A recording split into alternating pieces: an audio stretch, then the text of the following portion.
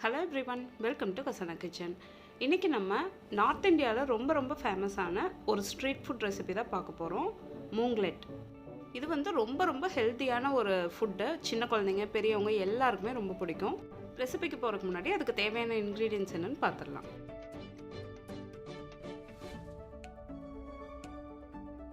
First வந்து நான் இன்னைக்கு 1.5 கப் அளவுக்கு பாசிப்பருப்பு சிறுபருப்பு இருக்கு இல்லையா, அது வந்து 2 மணி நேரம் தண்ணியில் ஊற வச்சுட்டேன். அது வந்து ஒரு மிக்ஸி ஜாரில் போட்டுடலாம்.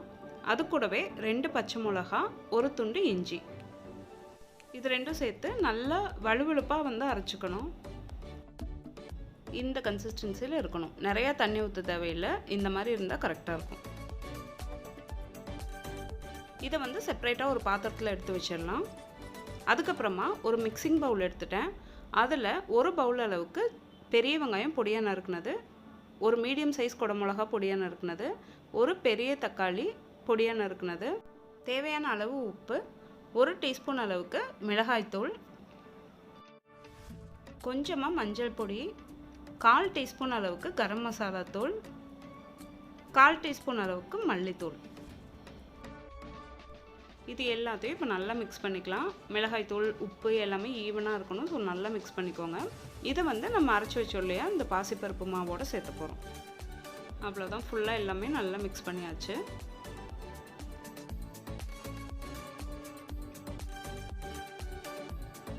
இப்போ நம்ம பவுலில் தனியாக எடுத்து வச்சோம் இல்லையா மாவை, அதை எடுத்துக்கலாம். அதில் நம்ம இந்த மசாலா வெஜ்ஜீஸ் இருக்கு இல்லையா, அதை வந்து உள்ளே சேர்த்துடலாம். கொஞ்சமாக மட்டும் எடுத்து வச்சுக்கோங்க, மூங்லெட்டில் மேலே போடுறதுக்காக. மற்ற எல்லாத்தையும் இது கூடவே போட்டு நல்லா கலந்துடலாம். இந்த மாவு கூட வந்து நம்ம எதுவும் தனியாக உப்பெல்லாம் சேர்த்த தேவையில்லை. ஏன்னா நம்ம இந்த வெஜிடபிள்ஸ்லேயே உப்பு போட்டிருக்கனால தனியாக சேர்த்தணும்னு அவசியம் இல்லை.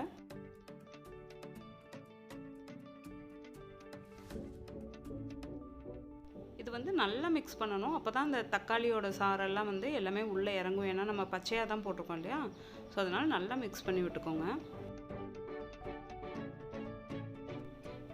அடுத்ததான் இப்போ மூங்லெட் பண்ணுறதுக்காக நம்ம இந்த மாதிரி ஒரு பேன் எடுத்துக்கணும். எடுத்துட்டு அதில் கொஞ்சமாக ஆயில் சேர்த்துக்கலாம். 1 டீஸ்பூன் அளவுக்கு சேர்த்தா போதும், ரொம்பலாம் தேவையில்லை. பேன் கொஞ்சம் காயட்டும். பேன் காஞ்சதுக்கப்புறம் அதில் வந்து நம்ம கலந்து வச்சுருந்தோம் இல்லையா இந்த பாசிப்பயிறு மாவு, அதை வந்து இந்த மாதிரி ஃபுல்லாக எல்லா மாவும் சேர்த்துடலாம். நம்ம வந்து இப்போ பீஸா செய்கிறப்போ எந்த அளவுக்கு தடிமனாக இருக்குமோ அந்த அளவுக்கு தடிமனாக இருக்க மாதிரி பார்த்துக்கோங்க. அப்போ தான் வந்து சாப்பிட்றப்ப நல்லாயிருக்கும்.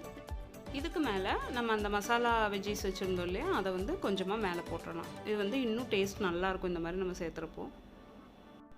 அது கூடவே கொஞ்சமாக கொத்தமல்லி இலை இந்த மாதிரி பொடியாக நறுக்கி மேலே சேர்த்துடலாம். மேலேயும் சைட்லேயும் கொஞ்சமாக 1 டீஸ்பூன் அளவுக்கு எண்ணெய் சேர்த்துக்கோங்க, ஒட்டாமல் வர்றதுக்காக. இதை மூடி வச்சு ஒரு 2 நிமிஷம் வேக விடலாம். ஒரு சைடு வந்ததுக்கப்புறம் அதை அப்படியே நான் ஒரு பிளேட்டில் போட்டுட்டு அதை அப்படியே பிளேட்லேருந்து திரும்ப பேனுக்கு வந்து ட்ரான்ஸ்ஃபர் பண்ணிடுறேன். ஏன்னா திருப்பி போடுறதுக்கு கஷ்டமாக இருக்கும். ஸோ இந்த மாதிரி பண்ணிட்டோன்னா உடையாமல் வரும். இன்னொரு சைடு நல்லா வேகட்டும். இது வேகிறதுக்கு ரொம்ப நேரம்லாம் ஆகாது. மீடியம் ஹீட்டில் ஒரு 2 to 3 மினிட்ஸ் ஒவ்வொரு சைடும் வெந்தாவே கரெக்டாக இருக்கும். நம்ம திருப்பி போட்டதுக்கப்புறம் ரொம்ப வேகிறதுக்கு முன்னாடியே இந்த மாதிரி கத்தி இல்லை கரண்டி வச்சுட்டு இந்த மாதிரி என்ன ஷேப்பில் வேணுமோ அதை கட் பண்ணிக்கலாம். ரொம்ப வெந்துருச்சுன்னா கிறிஸ்பினஸ் இருக்கும் இல்லையா, ஸோ நம்மளால் கட் பண்ண முடியாது. அவ்வளோதான், நம்மளோட மூங்லெட் ரெடி ஆயிடுச்சு. 2 பக்கம் வெந்து நான் அதை ஒரு பிளேட்டில் எடுத்துட்டேன். ஜஸ்ட் நீங்கள் கட் பண்ணி விட்டீங்க இல்லையா, அது மேலேயே லைட்டாக வந்து அது ஆல்ரெடி நம்ம கட் பண்ணது இருக்கும், அது மேலேயே லைட்டாக நம்ம பார்ட்டிஷன் பண்ணிடலாம்.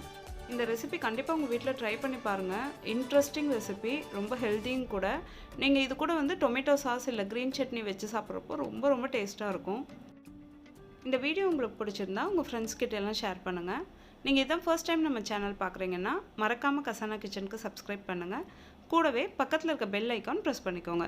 அப்போ தான் நம்ம வீக்லி ஒன்ஸ் போடுற வீடியோஸோட அப்டேட் உங்களுக்கு உடனே கிடைக்கும். Happy cooking!